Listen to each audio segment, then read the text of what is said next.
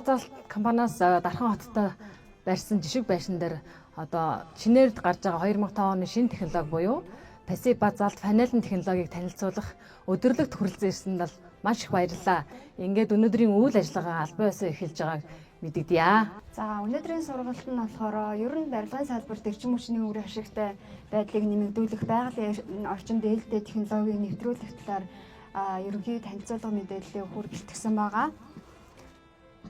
За энэ сургалтаар юуг мэдэж авах вэ гэхээр базаалт чулуун хүүн гэж яг ямар бүтээгдэхүүн байна вэ? Ямар давуу талтай юм бэ? Бусад зах зээл дээр борлуулагдж байгаа дулаалгын материалуудаас ялгаа нь юу байх юм гэдэг талаар, за дээрэс нь пассив хаус буюу эрчим хүчний хэмнэлтэд байшин барих технологийн зааварчилгаа зөвлөгөөнүүдийг авах боломжтой. За дээрэс нь заавал пассив байшин шинээр барих биш. Одоо байгаа сууцаа дулаалаад эрчим хүчний хэмнэлтэд байшин болгох боломжтой. За дээрэс нь термобазаалт пассив хаусын хийцийн талаарх дэлгэрэнгүй мэдээллийг хүргэлтгсэн байгаа. За тэгээд Монгол Азот компани дахин дулаасан айл өрхүүд дээрээ одоо эрчим хүчний хэмнэлт утаагаа хэр зэрэг багасгасан талаар ингээ үр дүнгийн судалгаануудыг тогтмол хийгээд явж байдаг. За энэ дээр болохоор сонгон хайрхан дүүргийн айл өрхүүд дээр 50-аас 80 м2 байшинтай 200 айлыг сонгож авч дулаалаад хэрэг хэмжээний хүлээн нүүрс хэрэглэснийг энэ дээр ингээ графикаар харуулсан байгаа. За дулаалга хийхээс өмнө нэг айл өдөрч дунджаар 30-аас 40 кг нүүрс хэрэглэдэг байсан. За үүнийг нь 5-аас жилдээ гэж үзвэл 5-аас 8 тонн нүүрс төлөх ийм судалгааны дүн гарсан байгаа. За үүнийг 200 айлаараа үржүүлээд үзэх юм бол жилдээ 200 айл маань 10,000-аас 16,000 тонн нүүрс төлөх ийм судалгааны дүн байсан. За дулаалга хийсний дараагаар болохоор халаалтын зардал хүлээн нүүрсний хэрэглээ нь 65%-аар буурсан гэсэн ийм үр дүн гарсан байгаа. За энэ хэмжээгээрээ одоо хүлээн нүүрсний хэрэглээ богсож байна гэдэг маань энэ хэмжээгээрээ байгаль орчинд бохирдол нь багасж байгаа гэсэн юм үр дүн харуулсан байгаа. За саяны яриаг илүү ойлгомжтой болгохын тулд энэ дээр нөгөө загвар өрхтөөр харуулсан байгаа. За дулаалга хийхээс өмнө тухайн айл маань өдөрс 5 удаа галлага хийдэг байсан бол дулаасны дараагаар 2 удаа болж ингэж буурсан юм судалгааны дүн гарсан байгаа. За загвар өрхтөөр ямар ажил хийгдсэн талаар энэ дээр яг гүйцэтгэлийн дэлгэрэнгүй мэдээллүүд нь орсон байна. За базаалт чулуун хүүн 15-аас 20 см зузааныг хэрэглэсэн. За чулуун өнгөө хэрэглэхдээ мэдээж одоо энд харагдаж байгаа шиг ингээ модон араам зангидаа чулуун хүүн өнгөө хийсэн байгаа. За дээрээс нь уур уцгаарлагч цаас буюу амьсгалдаг цаас гэдэг материалыг ашигладаг. За тэгээ өнгөлгөөний материал буюу сайдинг хийгээд ингээд амны орон сууц маань хуучин байснаас ингээ шинэ мэт болсон ийм дүр зурагтайгаар болсон байгаа. За энэ дээр болохоор хүмүүс нөгөө нэг дулаалгыг хаанаасаа хийх юм бэ, дотор талаасаа хийж болох уу гэж айгүй их асуудаг. Энэ базаалтаар үйлчлүүлж байгаа хүмүүс. За энэ дээр бид нар юуг харуулах гэж байна гэхээр дулаалгыг ер нь альч талаасаа хийсэн болно. За энэ дээр нөгөө нэг чулуун хүүн дээр ийм юу харагдаж байгаа. Усны тусал нь ингээд шар өнгөн дээр харагдаж байгаа хэсэг байгаа. Базаалт чулуун хүүнтэй хэсэг.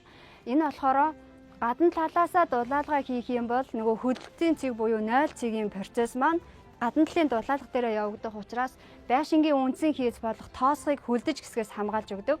Ингэснээрээ нөгөө тухайн байшингийн маань насжилт уртуулдаг гэдэг давуу талтай. За дотор талаасаа хийсэн ч өрн болно. Тэгээ дотор талаасаа хийхээр жоохон хид хидийн дотор тал байдаг. Нэгдүгээрт ашигтай талбай хэмжээ буурчин, хоёрдугаарт байшингаа нөгөө хөлдөж гисэх процессоос хамгаалж чадахгүй тийм дотор талтай тал байдаг учраас бид нар гадна талаасаа хийгээд явахыг илүү зөвлөд явдаг байгаа. Дулаалгын материалыг ер нь дулаалгаа үр дүнтэй болгохын тулд стандартаар нь сайн дулаалууд ямар ч төрлийн заавал базаалт биш те гадуур борлуулагдж байгаа дулаалгын материалыг авахдаа яг стандарт технологийн дагуу хийж чадах юм бол нөгөө нэг 65-аас 75% эрчим хүчний хэмнэлтэд байшин болох боломжийг бүрдүүлж байгаа. За стандарт дулаалга гэж юу хэлээд байгаа вэ гэхээр дээвэр дээр 20 см, хананд 10-аас 15 см. За дээрээс нь суурийн дулаалга хийцэн тохиолдолд эрчим хүчний хэмнэлтийг 65% бууруулах боломжтой болж байгаа гэсэн үг байна. За дээрх график дээр болохоор дээвэр дээрээ 5 см-ийн зузаан дулаалга хийсэн байхад та нийт түлээд үйлдвэрлэсэн дулааныхаа дөнгөж 14%-ийг нь хадгалд үржиж гэнэ гэж харуулж байгаа. За 15 см зузаан дулаалга хийгээд дээврээ 15 см дулаалга хийсэн байхад бусад хэсгээ дулаалаг байхад шүү дээ 25%-аар эрчим хүчний хуваар хадгалж үлдэх боломжийг бүрдүүлж байгаа. За стандартаар буюу дээврээ 20, ханаа 15 ингээд суурьад дулаалсан байхад 50-аас 60% эрчим хүчний хэмнэлтийг бий болгоно. За үлдсэн хувь нь юун дээр байгаа вэ гэхээр нөгөө дулаалгаа технологийн дагуу хийж чадсан уу, дулааны гүүрийг үүсгэхгүйгээр хийж чадсан уу, хаалга цонхны амлага нь яг зөв байна уу гэдгээс шалтгаалаад бусад нөгөө нэг эрчим хүчний хэмнэлт бий болгох гарцууд нь гарч ирж байгаа гэсэн үг байна. За саяны энэ дээр гарагдсан нөгөө дулааны гүүр гэж юу хэлээд байгаа юм бэ гэхээр дулаалга хоорондын одоо нөгөө уулзж байгаа хэсгүүдээ нийлүүлээгүй хийх юм бол дулааны гүүр үүсэх эрсдлийг бий болгодог. За дээрээс нь цонхны амлагаагаа дулаалгын материалтайгаа уулзуулаагүй хийх юм бол бас тэр хэсгээр дулааны гүүр үүсэх буюу нөгөө үйлдвэрлэсэн дулаан маань тэр зай завсраар нь гараад урсаад гараад байгаа. Тэгээ энийг дотроо хадгалж үлдэхийн тулд яг технологийн дагуу зөв хийхийг эргэлзэх хэрэгтэй байдаг. За дулааны алдагдал нь хаагаараа ихэвчлэн явагддаг гэхээр хаалга цонх барилгын залгаа хийсэг тэгээ ан цав завсар үүссэн хэсгүүдээр илүү их явагддаг. За дээрээс нь дулаалгын материал нь хангалттай биш нингэн дулаалгатай байх юм бол бас тодорхой хувийн дулааны алдагдлыг үүсгэдэг. За тэгээ цонх хаалганы амлага хэсгүүдээр бас дулааны алдагдал маш ихээр явагддаг байгаа. За хуучин байшингаа дулаалгахад юуг анхаарч үзэх ёстой вэ гэхээр за байшингаа эхлээд үнэлж үзнэ гэсэн үг. За манай байшин хаагаараа дулааны алдагдaltaй байна уу, хаанаасаа сингэж гин үү, хаагаараа нөгөө хөгц мөөгөн зүр үүсэж гин үү гэдгээ үнэлж үзээд за энэ хэсгээрээ ханаараа байх юм уу, дээврээрээ байх юм уу гэдгээ үнэлж үзээд стандартаар нь одоо хэдэн сантиметр дулаалхаа тооцож болно гэсэн үг. За базаалт чулуун хөвөн болохоор хуучин барилга дээр ажиллахад хамгийн тохиромжтой дулаалгын материал гэж үздэг. За чулуун хөвөн маань болохоор галт шатдаггүй тийм уян зөөлөн материал байдаг. За хан таас дээвэр тус бүртэн тохирсон яг стандарт зузаанаараа тохирсон нягтралтай бүтээгдэхүүнийг ашиглахыг зөвлөдөг байгаа. Манай бүтээгдэхүүн болохоор 35 кг м3-ийн нягттай, 50 кг м3-ийн нягттай гэдэг нөгөө метр кубд орж байгаа хөнгөөсөө хамаарат уян зөөлөн баах уу, хатуу баах уу гэдэг нь өөр өөр байдаг. Тэгэхээр нөгөө нэг тохирсон гэдэг нь болохоор арам зангидаад одоо ингээ модоор арам зангидаад хийж яах гэвэл та аль болох зөөлөн материалыг уян зөөлөн материал аваа ашиглах юм бол нөгөө арам хоорон завсар зай үүсэхгүйгээр арамдаа бариад тэгээ дээгүүрээ завсар зай суулт өгөхгүйгээр ийм технологи болж өгдөг. Хэрвээ нөгөө шүрүүвтэж тогтооно гэд өндөр барилгын гадна фасаданд хэрэглэе гэж ивэл хатуу хөвөн баах юм бол нөгөө шүрүүпээ барих чадвар нь илүү байдаг. Тийм болохоор технологиос шалтгаалаад хөвөнгийнхөө нягтыг бас анхаарч үзэх ёстой байдаг. За дулаалгын материал зах зээл дээр болохоор ийм хоёр үндсэн төрлийн дулаалгын материал байж байдаг. Нэг нь болохоор эрдэс хөвөн төрлийн дулаалгын материал гэдэг. За эрдэс хөвөн төрлийн дулаалгын материал болохоор чулуун хөвөн, шилэн хөвөн, за сүүлийн үед болохоор шаарган хөвөн гэх бүтээгдэхүүн өндөр барилгын гадна фасадн дээр төлхөө хэрэглэгддэг юм бүтээгдэхүүн байгаа. За поли төрлийн дулаалга гэдэг хөөсөн полистрол буюу бидний сайн мэддгээр нөгөө цагаан хөөс. За хөөсөн политрон буюу шүршдэг хөөс. За тэгээ XPS буюу бүр өндөр нягттай суурин тэргэлдэг юм хөөсийг авч үздэг байгаа. За энэ төрлийн материалуудыг аваад дулаалгаа хийж байгаа тохиолдолд нөгөө материалын шинж чанар хийцийн технологи дээр нь яг анхаарал технологийн дагуу хийгээд явахыг зөвлөдөг. За базаалт чулуун өнгийн шинж чанар нь болохоор одоо манай логог харж байгаа бол та хэд ийм спираль хэлбэртэй байгаад байгаа. Энэ маань болохоор хөвөнгийн бүтцийг харуулж өгж байгаа. Чулуун өнгөө өндөр температур тайлаад одоо хөөсөн чихэр шиг нэг агаараар үлээнгүүд ийм хөвөн болж ирдэг. Тэрийг ингэж давхарлаж спиралдж жагаад нягтруулаад бүтээгдэхүүнээ хийдэг учраас одоо суулт өгөхгүй байгаа гол шалтгаан нь энэ дээр харагдаж байгаа. За тэгээд дулаан болон дулаан хүйтэн тусгаарлах чадвар нь хамгийн өндөр бүтээгдэхүүн байгаа. За дуу чимээ шингээж тусгаарладаг.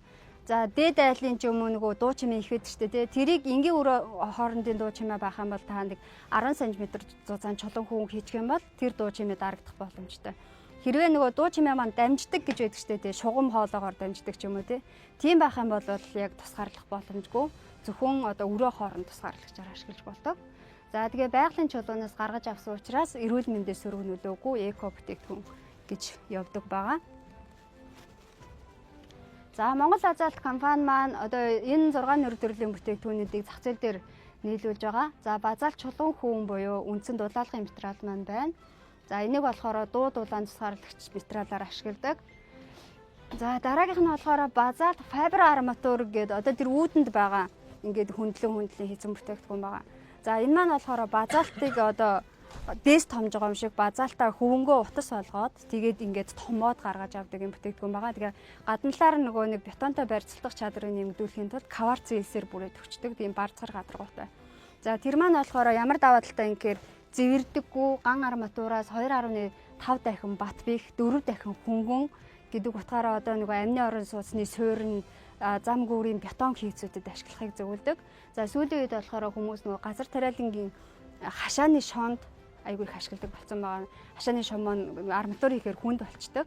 Тэгээд тэрийг энийг хийснээр болохоор хөнгөн болоод илүү хялбар зөөж тайлбарлахад хялбар болчихж байгаа. За дараагийнх нь болохоор базаа сэндвич хавтан гэдэг. Энэ маань болохоор үйлдвэр агуулгын зориулттай хөвчлэн баригддаг. За ийм ховлтой төмөр завсар ингээд чулуу хөнгөө хийгээд хоёр талаар нь төмөр хийчихэж байгаа. Тэгээ гадналынхаа өнгөн фасадны төмрийг бол өнгө загварыг нь өөртөө өөрчлөөд хийгээд авах боломжтой учраас өөрийнх нь сонголтоор байшингаа ингээд өнгө загвар гаргах боломжтой юм бүтээгдэхүүн байгаа. За дараагийнх нь болохоор термо базаа шугам хоолой гэдэг. Одоо энэ хаанан дээр хийгдсэн бүрэнки өнүүдийг болохоор шугам хоолойн дулаалганд ашиглагддаг. Одоо уурын шугамын ч юм уу бохирын шугамыг хүлдэж гисгээс хамгаалдаг. Дээрээс нь энэ маань нөгөө чулуун хүн маань гал шатдаггүй учраас иргэд нөгөө яндангаа тусгаарлагч байдлаар бас ашигладаг. Дээвэрлөө цонхоос хамгаалж өгдөг. За 25-аас 380 мм-ийн диаметртэйгээр гарна 1 м-ийн урттай гардаг. Тэгэхээр нэг тохирсон диаметртээр аваад шууд юунда шугам олондоо углаа явчихна гэсэн үг. За Growell гээд энэ маань болохоор 2021 оноос хойш судалгааны ажил нэгдэж явж байгаа төсөл байгаа. Удаачих үед хэрэглэх одоо хөрс орлуулагчаар буюу гидропоник усан тариалтан дээр хөрс орлуулагч байдлаар ашиглах боломжтой. За энэний нь юу хэлээд байна вэ гэхээр нөгөө базаалт чинь ургамал ургаж байгаа учраас байгалийн бүтээгдэхүүн байна шүү гэдгийг бас тодтогч өгж байгаа нэг хэлбэр байгаа. За дараагийнх нь болохоор термо базаалт оёмол хүнжил гэдэг. Одоо энэ дээр ингээд төмөр уцаар хэрээд ойцсон бүтээгдэхүүнүүд байгаа. За энэ болохоор ихэвчлэн нөгөө дулааны станцууд ч юм уу уурын зуухны станцуудад захиалгаар гардаг бүтээгдэхүүн. Мөн ялгаагүй дулаан засгаарлагч болон галын хамгаалтын зорилтоор ашиглагдах юм бүтээгдэхүүн байгаа. За дараагийн нөгөө сургалтын хэсэг маань ногоон барилга гэдэг. Одоо ер нь бол хүмүүс нөгөө ногоон барилга барах юм бол 15 сая төгрөгийн дэмжлэг үзүүлнэ гэд тэгээдсэн болохоор бид нар нөгөө барилгын салбарын компани учраас ингээд хүмүүстэй ногоон барилга гэж яг юу хэлэх юм бэ? Ямар төрөл байдаг вэ талаар дэлгэрэнгүй өгөхөр бэлдсэн байгаа.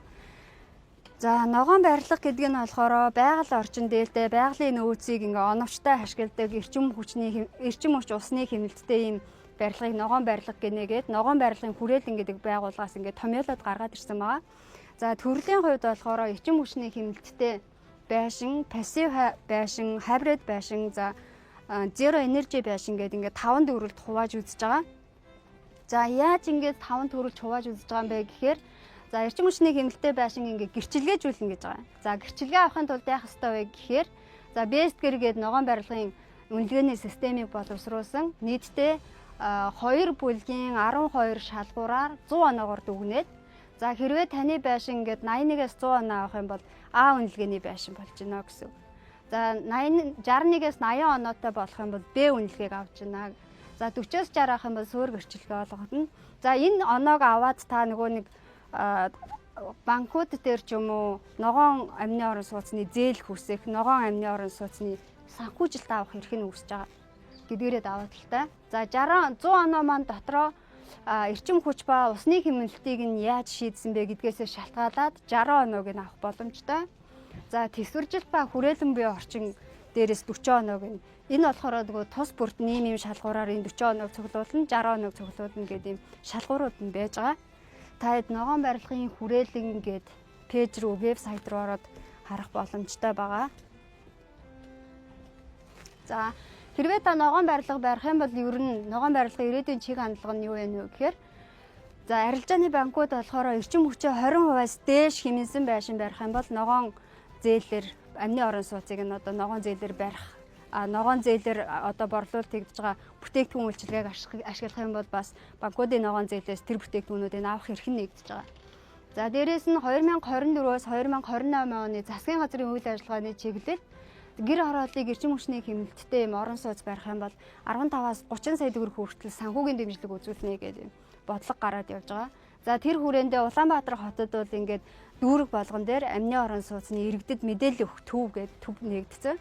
Тэн дээр яаж ногоон барилга барихын, ногоон барилгын материал гэж яг юуг нь хэлж яах нүгээр ингээ заавар зөвлөгөөнүүдийн өгөөд явж байдаг. Дээрээс нь барилгын хөгжлийн яамны нөгөө сайт дээр нь жишиг нэг моргийн амны орон сууц гэдэг юм жишиг загварууд байгаа. Байшингаа барихтаа заавал нөгөө төлөвлөлтгүй өөрийнхөө зургаар ингээ барих биш. Тэр яамны сайт дээр байгаа бэлэн зургийг ашиглаад өөрөө ингээд иргэн юугаа орон сууцаа барих юм бол бас ногоон гэрчлэл авах боломжийг нь олгож өгч байгаа юм бүтээгдэхүүн байгаа. За дараагийн танилцуулгыг маань болохоор манай Termo House Basalt компани инженер Баян мөнх маань хийхээр